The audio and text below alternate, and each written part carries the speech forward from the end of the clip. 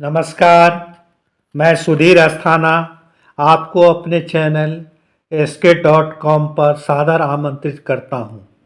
आज मेरे वीडियो बनाने का उद्देश्य है कि अमेरिका में कोई मुस्लिम हैं जो आदरणीय खान सर पर भद्दा टिप्पणी किए हैं, जो बर्दाश्त करने योग्य नहीं है। भारतीय परंपरा में गुरु को भगवान का दर्जा प्राप्त है। खान सर बहुत ही योग्य और कर्मठ शिक्षक हैं। उनका आईक्यू लेवल टिप्पणी करने वाले के आईक्यू लेवल से जो कबीलाई संस्कृति के उपज हैं से लाखों गुना ज़्यादा है।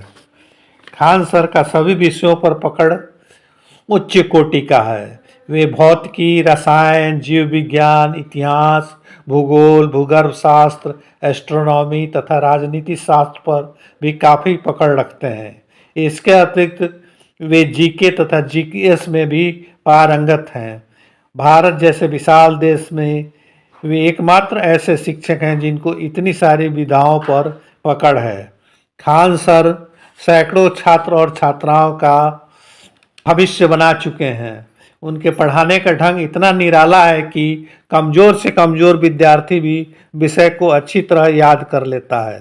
खान सर हंसा हंसा कर कठिन चीज़ों को सरल ढंग से प्रस्तुत कर देते हैं।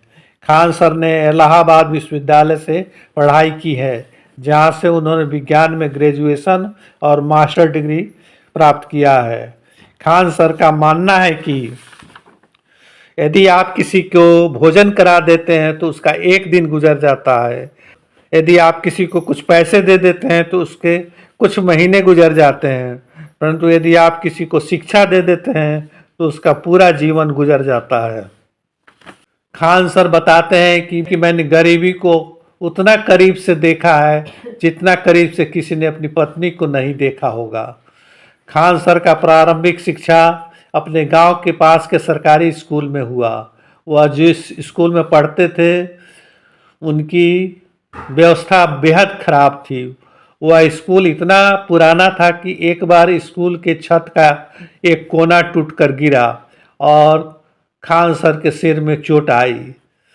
उनकी आर्थिक स्थिति इतनी खराब थी कि वह स्कूल में कूड़ेदान से तथा क्लासरूम से कुछ सादे पेपर जो दूसरों के द्वारा फेंक दिए जाते थे वे इकट्ठा कर अपने माँ को देते थे और माँ उन कागज़ों को सील करके कापी बना देती थी जिस पर खान सर लिखा करते थे। खान सर JEE की तैयारी की थी, परंतु परीक्षा के एक दिन पहले पूरी रात पढ़ाई के कारण वो परीक्षा वाले दिन सुबह देर तक सोते रहे और उनकी परीक्षा छूट गई। खान सर माध्यमिक शिक्षा के पश्चात NDA की परीक्षा दी और अच्छे नंबरों से उत्तीर्ण हुए, परंतु फिजिकली फिट न होने के कारण भारतीय सेना में जाने का उनका सपना टूट गया। इसके बाद खान सर बहुत उदास रहने लगे और डिप्रेशन में चले गए, परंतु वे पुनः अपने आप को संभाल लिए और पढ़ाई के लिए इलाहाबाद यूनिवर्सिटी गए, जहाँ से उन्होंने BSc और MSc की डिग्री ली। विद्यार्थी जीवन में वह विद्यार्थियों के अधिकार की लड़ाई के कारण कई बार जेल भी गए। पढ़ाई के दौरान उनकी आर्थिक स्थिति देखते हुए उनके कुछ दोस्त उन्हें कुछ पैसों से मदद कर दिया करते थे। खान सर होम ट्यूशन शुरू किए तो मकान मालिक किराया लेने के बजाय अपने बच्चों को पढ़ाने का प्रस्ताव दिया। बाद में उन्हें प्राइवेट कोचिंग में पढ़ाने का जॉब मिला, जिसमें मात्र 10-15 बच्चे थे, लेकिन एक हफ्ते में ही छात्रों की संख्या बढ़ गई। उस कोचिंग के मालिक फीस बढ़ाने का फैसला किया, जिसका विरोध खान सर ने किया और उन्होंने नौकरी छोड़ दी। उस समय उनके जेब में मात्र 40 रुपये थे और वे घर लौट जाना चाहते थे, पर घर जाने के लिए 90 रुपये की आवश्यकता थी। उन्हें लगा कि कोई चीज़ उन्हें रोक रही है और उन्होंने अपनी जाने का विचार छोड़ दिया और खान GS रिसर्च सेंटर शुरू की। उसकी प्रगति देख अनेक माफियाओं से धमकी मिली। दूसरे कोचिंग सेंटर जहां हजारों फीस चार्ज करते थे, वहीं उन्होंने मात्र 200 रुपये फीस रखा। इस कारण उन पर बम फेंके गए, पर उनके छात्रों ने उनका भरपूर सहयोग किया और उनके मनोबल को बढ़ाया। खान सर को बतौर शिक्षक नौकरी के लिए 107 करोड़ की वार्षिक वेतन का ऑफर दिया गया, पर खान सर उसे स्वीकार न किए और अपने कोचिंग में ही पढ़ाना बेहतर समझा। खान सर यूपीएससी के लिए भी बहुत कम फीस पर कोचिंग देते हैं। खान सर का मोबाइल ऐप है। Khan sir mobile app global studies पर उपलब्ध हैं। खान सर केबीसी में जा चुके हैं। खान सर को कपिल शर्मा शो पर भी आमंत्रित किया गया था। भारत में बहुत से मुस्लिम हैं जो देशभक्त हैं, जो भारत को अपनी मातृभूमि समझते हैं, जैसे मलिक मोहम्मद जायसी, रस खान, ताज, आलम, अब्दुल रहीम खान खाना।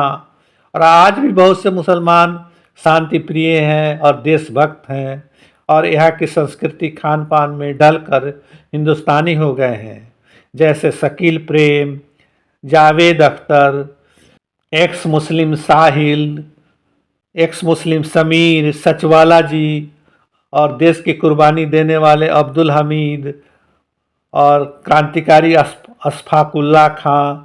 ऐसे बहुत से मुसलमान हैं जो 1857 की क्रांति और देश की आज़ादी के लिए अपने प्राणों की आहुति दे चुके हैं और आज मुस्लिम कट्टरपंथियों के प्रभाव में देश विरोधी गतिविधियों में शामिल हो रहे हैं। आज 80 से 90% मुसलमान लव जिहाद, गजवाए हिंद जैसी सोच को पालते हैं।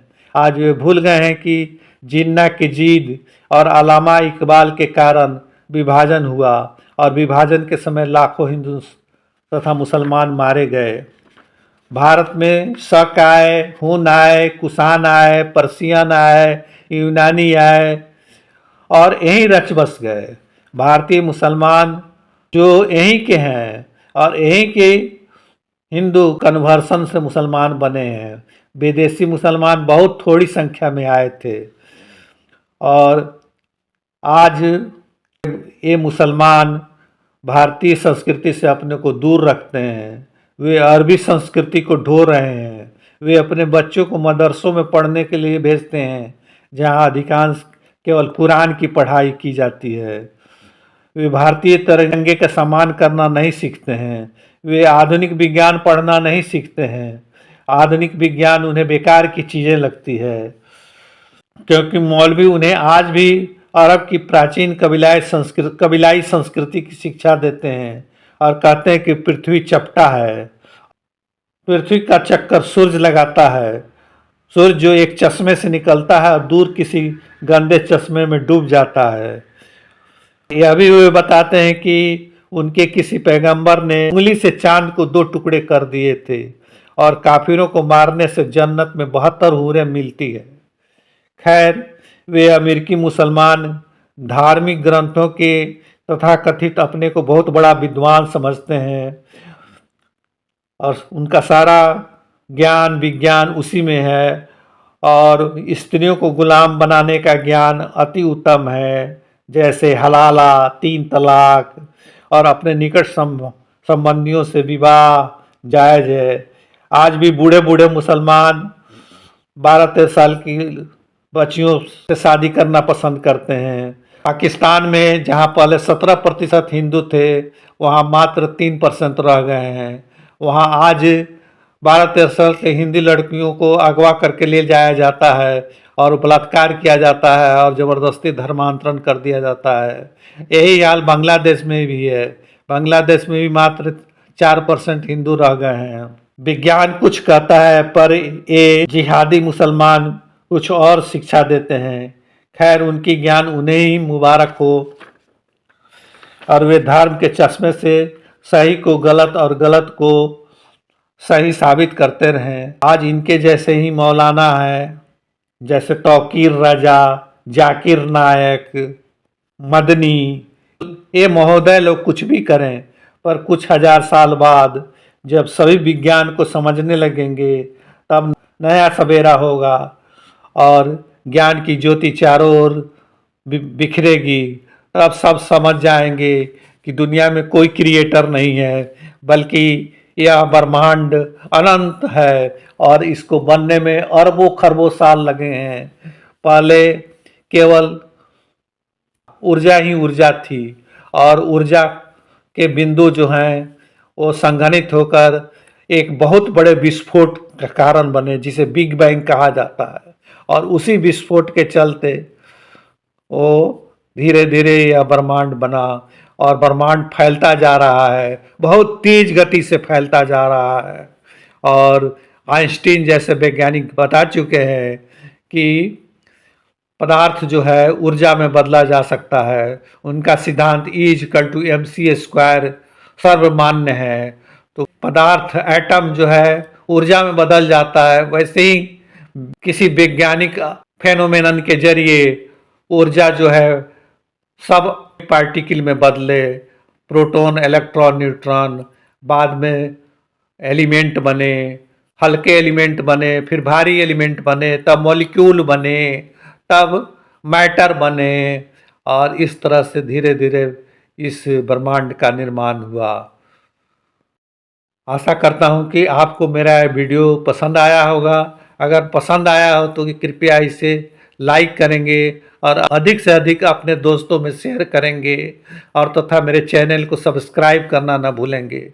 मेरे चैनल SK.com पर बहुत सी सामग्रियाँ हैं जिसे आप देख सकते हैं, और अगर अच्छा लगे तो कृपया कमेंट करेंगे और मेरा मार्गदर्शन करने का प्रयत्न करेंगे।